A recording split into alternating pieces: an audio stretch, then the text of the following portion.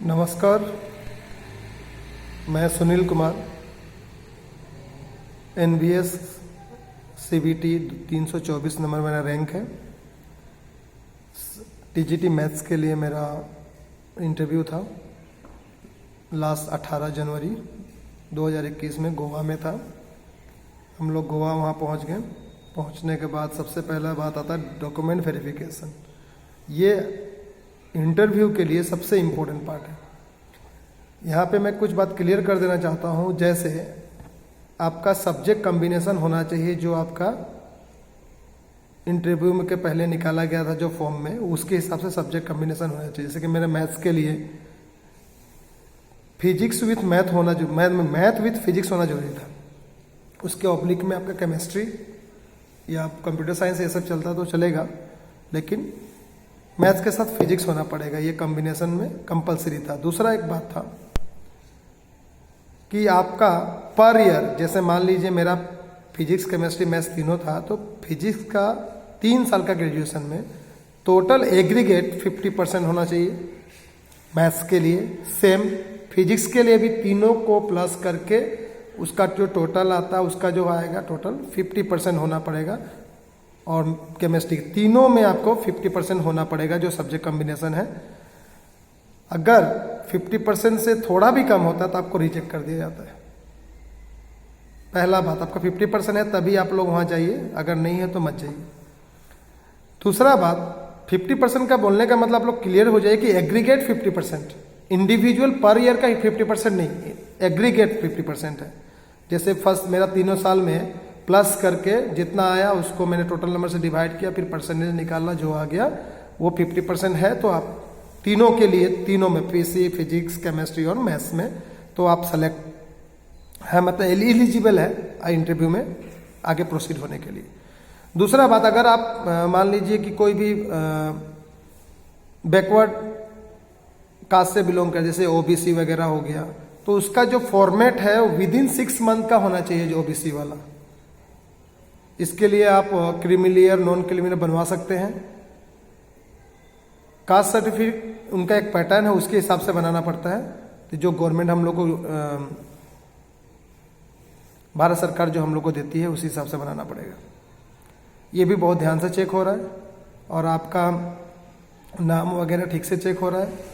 आपको गोवा में जितने भी वेरिफिकेशन वाले मिले, सब बहुत कोऑपरेटिव है, बहुत ज़्यादा आपको हेल्प करेंगे। अगर कोई डाउट है तो आप डायरेक्टली उनसे पूछ सकते हैं, आपको पूरा अप्रोप्रिएट किया जाएगा। लेकिन आप एक बात ध्यान रखिएगा कि आप लोग अच्छे से अपना जितना भी डॉक्यूमेंट बोला गया अच्छे से ले जाना है। और अगर आपके पास रेसिडेंशियल स्कूल का एक्सपीरियंस है तो आप नो ऑब्जेक्शन सर्टिफिकेट लेके जाइए। अदरवाइज अगर मान लीजिए आप कॉन्ट्रेक्चुअल टीचर है, गेस्ट टीचर है, तो आपको कोई भी एक्सपीरियंस सर्टिफिकेट की जरूरत नहीं है, ना ही आपको NOC का जरूरत होगा उसमें। ये बहुत इंपॉर्टेंट चीज़ है, ध्यान रखिएगा आप लोग। टाइम पे पहुंचना है। मेरा इंटरव्यू 18 तारीख को फर्स्ट 9 बजे से था, सेकेंड बोर्ड सेकेंड में था। मेरा वेरिफिकेशन हुआ, सब कुछ जांच हुआ, होने के बाद मैं एलिजिबल हुआ, तो मुझे इंटरव्यू के लिए बोर्ड 1 में भेज दिया गया। बोर्ड 1 में गए, वहाँ 4 मेंबर बैठे हुए थे। चारों में 2 सब्जेक्ट एक्सपर्ट थे, एक साइकोलॉजी वाले थे, और एक मुझसे जो क्वेश्चन किए तो NPE के ऊपर इनका क्वेश्चन था, NEP जो 2019 में हुआ है उसके ऊपर था।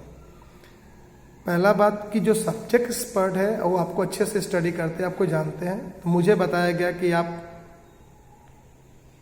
क्या क्या पढ़ाते हैं स्कूल में, क्योंकि मैं एक टीचर हूँ, तो मैंने बताया कि मैं एक टीचर हूँ, मैथ्स पढ़ाता हूँ असम गवर्नमेंट के अंदर में। तो उन्होंने बोला ठीक है, आपने क्या क्या सब्जेक्ट में क्या क्या टॉपिक पढ़ाया है। तो मैंने बताया कि मैं क्लास 9 और 10 में जो जो टॉपिक थे मैंने सब बताया कि ये पढ़ाता हूँ। तो मुझे बोला गया कि आप एक काम कीजिए, वाइट बोर्ड था, मार्कर से बोला कि आप जाओ वहाँ पे बोर्ड में और वहाँ पे ट्रिग्नोमेट्रिकल आइडेंटिटी है सब लिखो। मैंने लिखा जितना क्लास 10 में मतलब आइडेंटिटी सबको लिख दिया मैंने 10 वाले को। तो उसमें उन्होंने मतलब एक मेरा भूल था, उन्होंने बताया, भूल नहीं था एक्चुअली, ट्रिग्नोमेट्रिक आइडेंटिटी हम लोग को बुक में ऐसे दिया हुआ है, लेकिन उन्होंने बताया कि sec square theta equals to 1 + tan square theta होता है। ये आइडेंटिटी ऑलवेज ट्रू नहीं है। हमसे पूछा कि ट्रू है, मैंने बोला हाँ ये तो आइडेंटिटी है हमेशा। तो आइडेंटिटी क्यों है, इसका आंसर मैंने दिया उनको।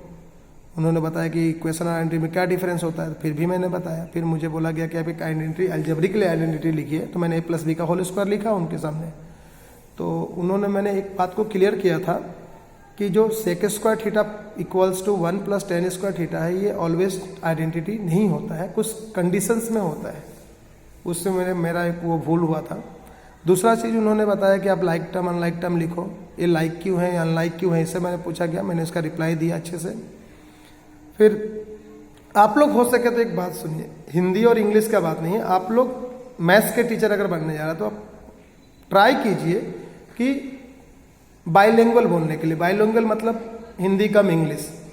अगर आप इंग्लिश प्रीफर करते हैं तो मेरे से तो ज़्यादा इंग्लिश प्रीफरेंस मांग रहे थे लोग, लेकिन आप लोग हिंदी में बोलने से भी कोई प्रॉब्लम नहीं है, लेकिन बाइलिंगुअल ज़्यादा अच्छा रहेगा आप लोग के लिए। तो उसके बाद मुझसे कॉन्वेक्स क्वाड्रिलेटरल और कॉन्केव क्वाड्रिलेटरल में डिफरेंस पूछा गया, कैसा होता है, क्या कंडीशन होने से कौन सा कॉन्केव होगा, कौन कॉन्वेक्स होगा, ये सब मैंने रिप्लाई दिया था उनको। फिर उन्होंने एक्सपोनेंट के बारे में भी मुझसे पूछा, एक्सपोनेंट का लॉ पूछा, प्रूफ कैसे करते हैं, इंडक्टिव मेथड, डिडक्टिव मेथड। आप ये सब जाते समय इंडक्टिव डिडक्टिव देख लीजिए और आपका डीपली नॉलेज होना चाहिए। फिर मेरा ये सब्जेक्ट में 20 मिनट ऐसा चला। 20 मिनट के बाद मुझे फिर कुर्सी पा के बैठने के लिए बोला गया, और बैठने के बाद में मुझसे डायरेक्ट क्वेश्चन हुआ कि आप मैं तो आसाम से बिलोंग करता हूँ, इसलिए आपको अगर कहीं भेजा जाए तो आप जा सकते हैं। मैंने बोला हाँ यस सर, मैं ऑफकोर्स जा सकता हूँ। तो आपके घर में कौन कौन है, मैंने बताया मेरे घर में कौन कौन है। फिर उन्होंने कहा कि उनको कोई प्रॉब्लम, बोला कि मैंने उनको बताया अपना आंसर जो था मैंने रेडी करके रखा था, उनको बताया था ये बात। फिर नेक्स्ट एक सर थे, उन्होंने अच्छे से पूछा कि आपको एनपी जो अभी लगा है उसका मेन बेनिफिट क्या है। तो मैंने बताया कि वोकेशनल आ गया है, जिसके कारण कोई भी बच्चे को आसानी होगा। मान लीजिए एजुकेशन कंप्लीट नहीं होता तो बाहर जाकर कमा खा सकेगा।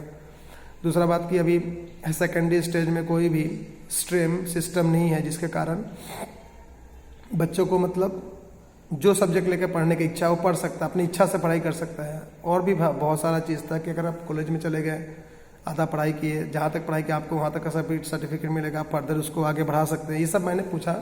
फिर उन्होंने मतलब उनका रिस्पॉन्स बहुत ही अच्छा था मेरे प्रति।